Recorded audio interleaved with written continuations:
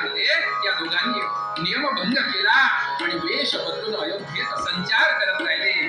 अयोध्येतला हा वात्सल्य रस जो आहे इतक्या प्रकर्षाने आणि इतक्या प्रगाढ अवस्थेत ओसळणार की यतो वाचा निवर्तंत अप्राप्य मनसासह. म्हणजे वाणीनं याचं वर्णन करणं कठीण आहे.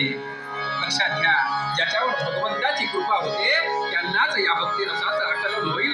भक्तीचं आख्यान ऐकणं ही वेगळी गोष्ट आहे, परंतु भक्तीचं आख्यान ऐकण्याकरता या भक्ती रसात डुंबून जाण्याची आवश्यकता आहे.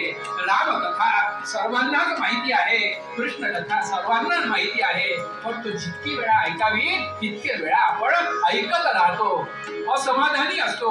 कारण परमेश्वराचं नामस्मरण आणि परमेश्वराच्या कथा ज्या आहेत त्या अशा सहजासहजी आपण विसरू शकत नाही. आणि या वारंवार ऐकवल्या जाव्या पुढच्या पिढीला, यासाठी की कारण त्यांना सतत हॅमरिंग करून राम आणि कृष्ण यांच्या लीला, बाललीला, त्यांचं पौरुषत्व, त्यांचं सामर्थ्य या सगळ्या गोष्टी कळाव्या.